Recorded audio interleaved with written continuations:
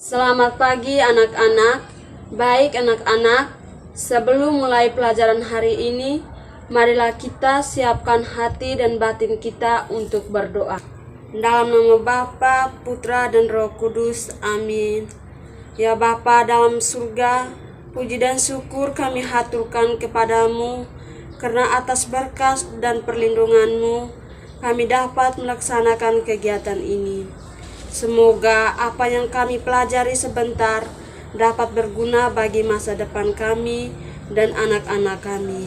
Namamu kami puji kini dan sepanjang masa. Amin. Dalam nama Bapa, Putra, dan Roh Kudus. Amin. Baik adik-adik, apa kabar hari ini? Harap semuanya baik-baik saja ya. Adik-adikku, tentu saja kalian sudah pernah mendengar tentang kerajaan Allah, misalnya kerajaan Majapahit, kerajaan Mataram, dan lain-lainnya. Kerajaan itu adalah kerajaan duniawi yang mempunyai seorang raja, mempunyai wilayah tentu, mempunyai prajurit, mempunyai pemerintah, mempunyai rakyat. Baik adik-adik, tema kita pada hari ini adalah Yesus mewartakan kerajaan Allah melalui perumpamaan. Baik adik-adik, ibu membacakan cerita tentang batu menangis. Alkisah tinggallah seorang gadis yang janda miskin di suatu desa yang ada di daerah Kalimantan. Di daerah Kalimantan, anak dari janda miskin ini sangat cantik, tetapi perilakunya buruk dan juga manja. Suatu ketika, sang ibu membawa anak gadis tersebut untuk berbelanja ke desa. Di sepanjang perjalanan, banyak orang yang bertanya kepada anak tersebut tentang siapakah seorang yang berjalan di belakangnya. Pada awalnya, anaknya menjawab bahwa ibunya tersebut merupakan pembantunya. Jawab bahwa ibunya tersebut merupakan pembantunya. Jawab keduanya, ia menyatakan bahwa ibunya tersebut merupakan budaknya. Sang anak melakukan hal seperti ini secara berulang kali.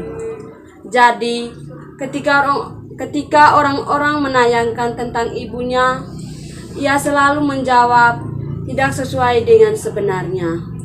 Semakin lama, ibunya tidak tahan mendengar jawaban dari sang anak tersebut kepada setiap orang yang bertanya. Kemudian, ibu tersebut berdoa supaya anaknya mendapatkan hukuman. Anaknya dengan perlahan perubahan menjadi sebuah batu. Anak tersebut meminta ampun ketika dia sampai di tengah badan. Namun, gadis tersebut sudah terlambat meminta maaf karena ia akhirnya berubah menjadi batu menangis. Baik, pertanyaan saya, perumpamaan apa yang terdapat dalam cerita di atas? Siapa saja tokoh yang berperan dalam cerita batu menangis? 1. Anak gadis, ibu sang gadis, dan pemuda. Bagaimana karakter ibu dari cerita batu menangis? Adalah seorang ibu yang dimana baik, orang yang bekerja keras. Bagaimana asal-usul legenda batu menangis? Adalah salah satu legenda yang berasal dari Kalimantan Barat. Legenda batu menangis menceritakan tentang seorang janda dan anak perempuannya yang sangat cantik tetapi memiliki sifat yang buruk. Ya. Baik adik-adik, sekarang kalian diminta untuk membaca kitab suci bab 18 ayat 23 sampai 35. Tentang menasihati sesama saudara. Aku berkata kepadamu, sesungguhnya apa kamu ikut di dunia ini akan terkait di surga, dan apa yang kamu lepaskan di dunia ini akan terlepas di surga.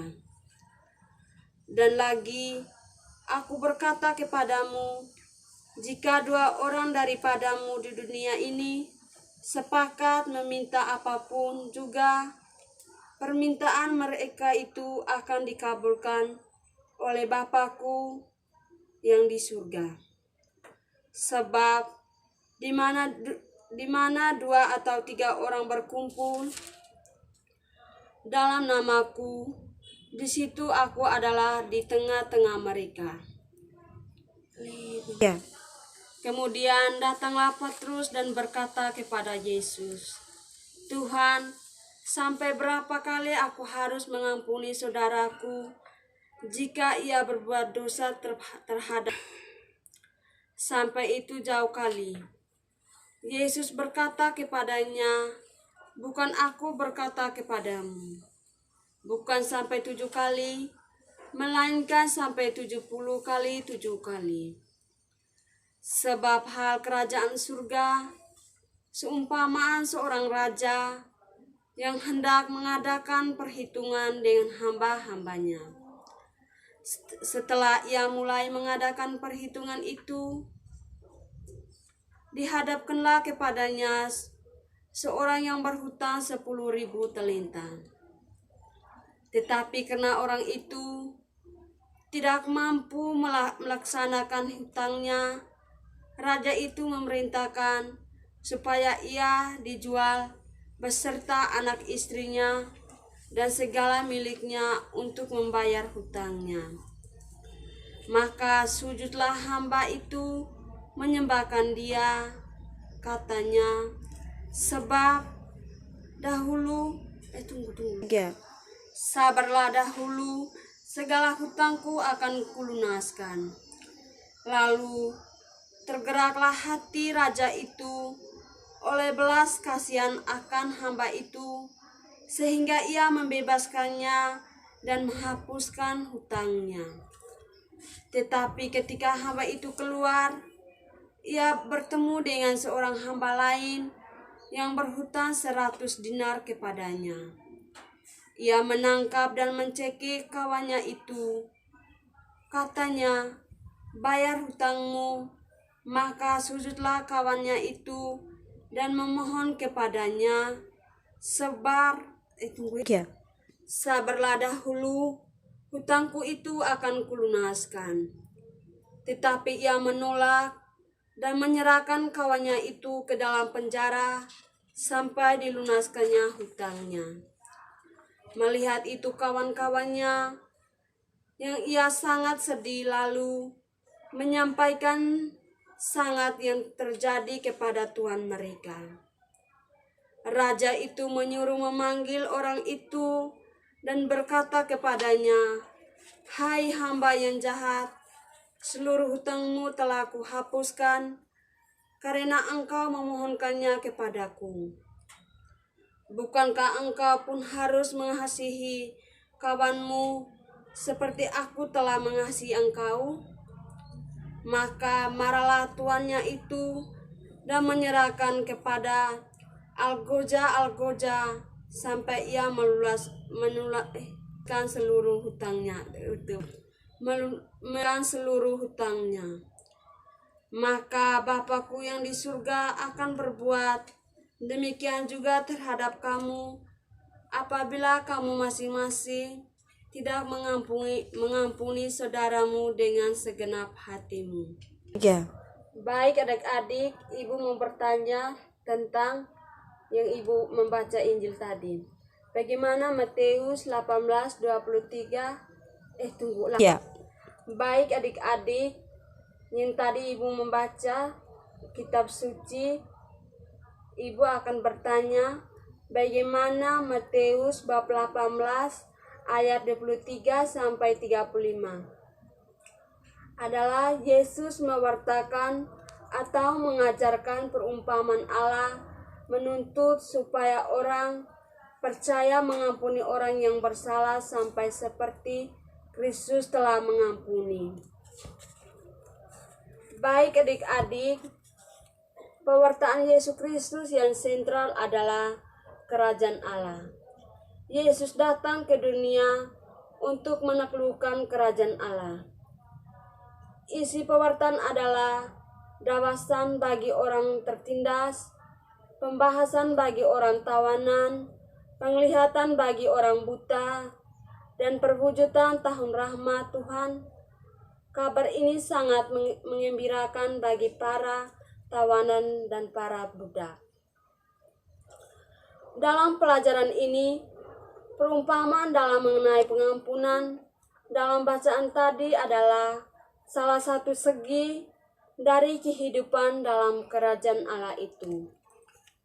Perumpamaan perumahan Yesus senantiasa menekan salah satu aspek dari kerajaan Allah.